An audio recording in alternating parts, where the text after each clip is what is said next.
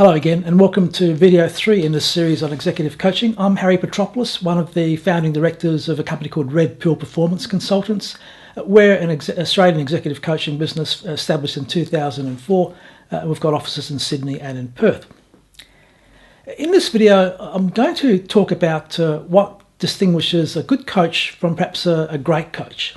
Now, if you watched the last few videos, you'll recall that I said that notwithstanding 15 years of continual growth both in Australia, the US and many parts of Europe, as an industry, the field of executive coaching has yet to establish itself as a true profession.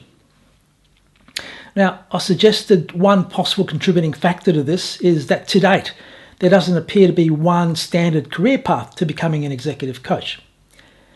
In fact, many thought leaders in the executive coaching space believe that the competence of an executive coach is rarely determined by any arbitrary academic degree or in fact, coaching qualification. So if you can't prescribe the entry criteria for a profession, how can it in fact be considered a proper profession in the first place? I guess the counter to this is that just because the field of executive coaching may not be seen as a true profession at this stage, it doesn't necessarily mean that it's not a worthwhile field of endeavour. In fact, the increasing popularity of executive coaching over the past 15 years suggests that it's still a highly valued proposition by the corporate world. Executive coaching is probably best described as a balance of science, art and expert improvisation. No matter how many guidelines are developed and followed, successful coaching requires that you continually step back, evaluate the situation, weigh up all the options and apply good judgment for well-balanced outcomes. I don't think there's any one recipe for the perfect coaching experience. Along the way, unpredictable challenges, conflicts and opportunities will inevitably arise.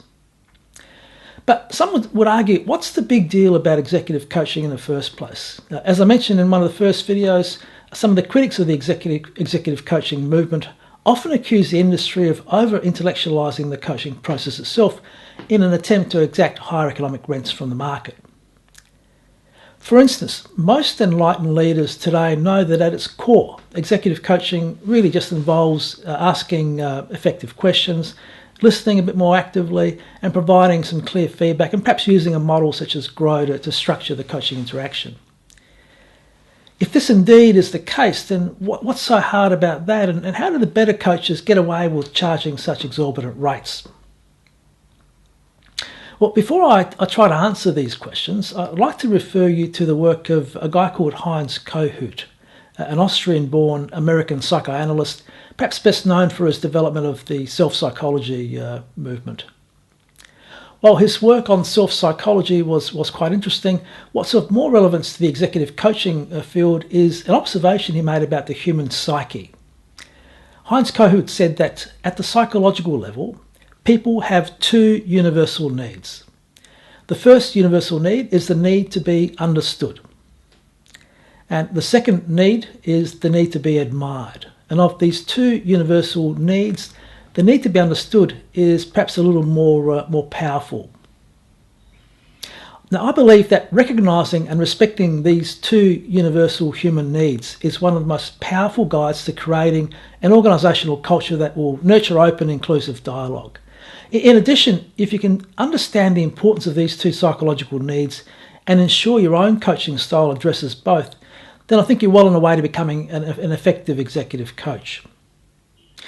Let's think about this for a minute. If people are innately pre-programmed to wanting to be understood, then listening becomes one of the most critical skills for an executive coach. But you already knew that, right? So again, what's the big deal about executive coaching if one of its most fundamental skills is in fact simply listening better, listening well?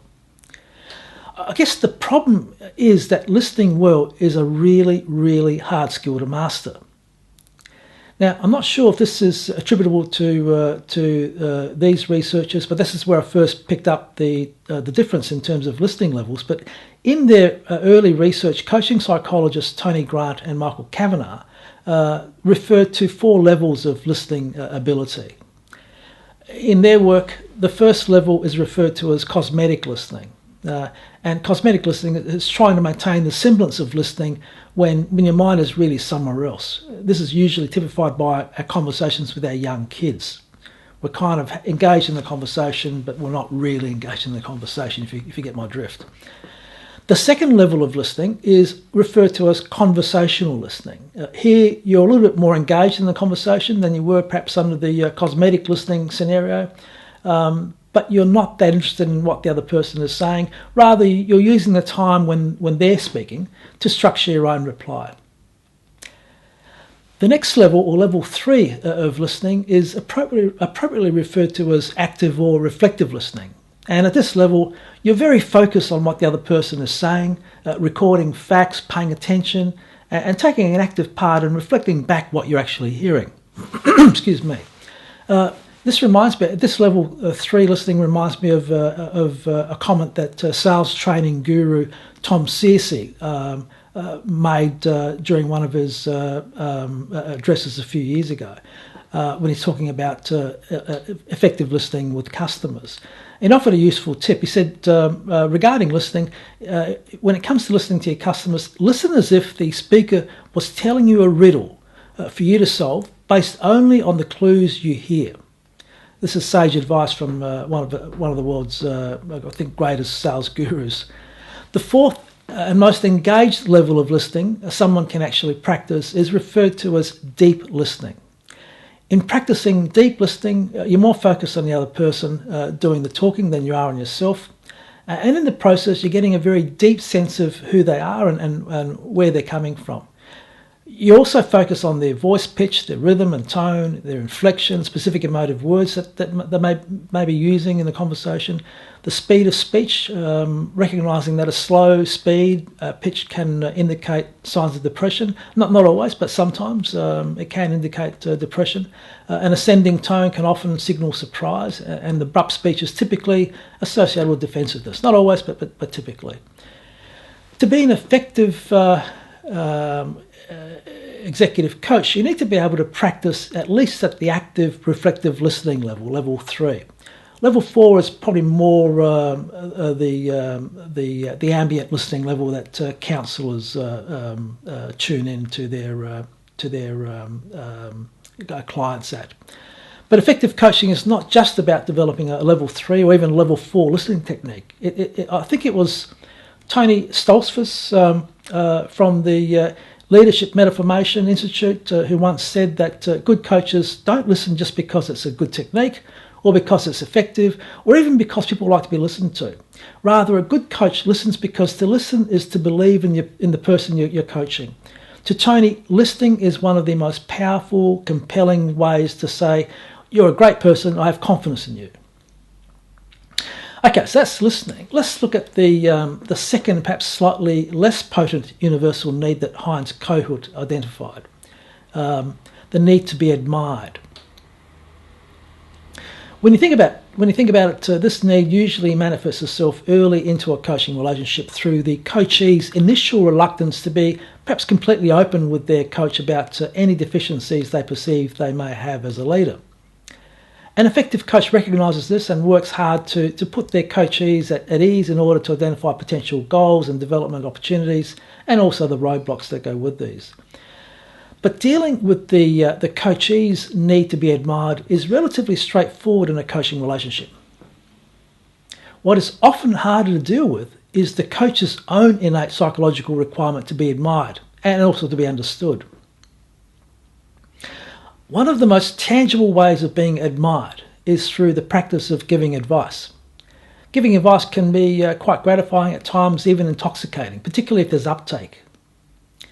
One of the greatest executive coaching challenges in my mind, particularly to new entrants to the coaching world, is to ask questions as opposed to offering advice.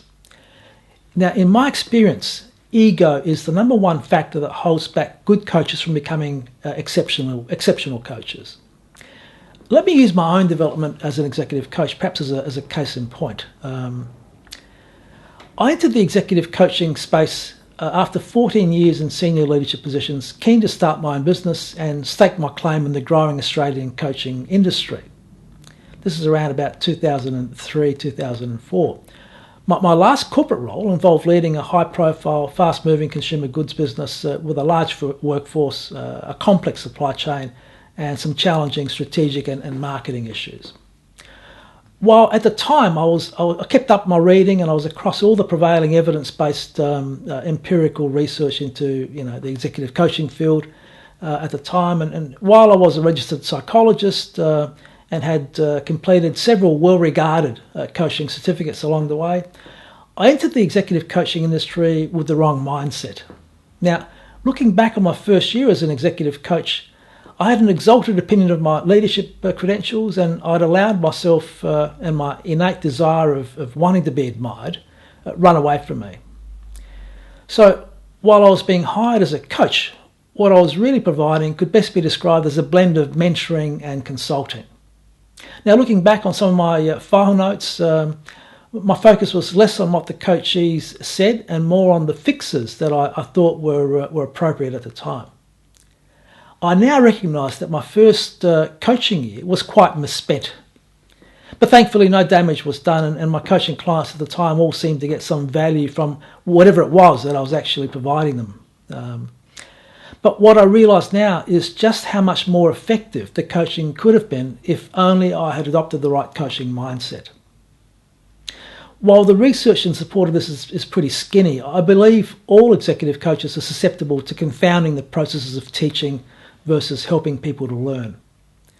I'm sure some coaches learn to distinguish between the two faster than others, but sadly some never make the distinction at all. Let's look at the other critical skill of executive coaching, asking effective questions. Now, these days, most executives are aware of the power of asking open questions, of the risks associated with asking, say, why questions, and of the benefits of using funneling questions to help elucidate goals. Some examples of funneling questions might include, what would you like to focus on? Is that the real issue? What would that look like to you? What would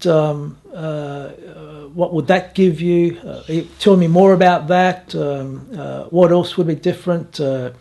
Can you make this more specific, etc., etc., etc.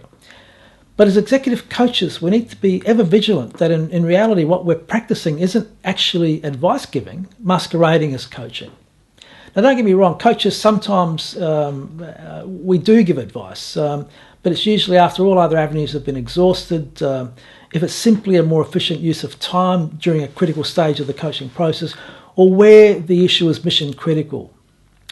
But advice giving can be so seductive that even the best coaches can sometimes fall into the trap of packaging statements as questions.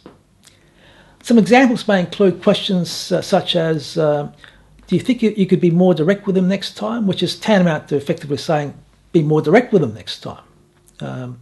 Another example of advice giving, masquerading as coaching, might be, do you feel you could provide greater lead times on these types of projects in the future?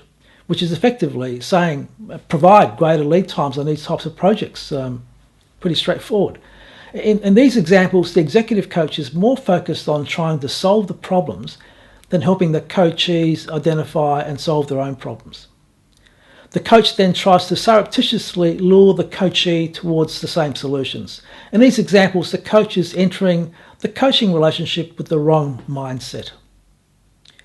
So what are the key takeouts here? Well, first, as a coach or an aspiring coach, you need to be able to do more listening and less talking. This can be particularly frustrating in situations where you can see the answer so clearly. You also need to monitor your line of questioning to ensure you're genuinely interested in helping the coachee identify and solve their own issues rather than perhaps leading the witness by packaging statements as questions. Finally, if you don't have a real heartfelt interest in listening to what the coachee has to say, don't take on the assignment. In the next video, I'll be discussing some of the other components of the executive coaching paradigm and look at these in more detail. Thanks for watching, and hopefully you'll see you at the next one.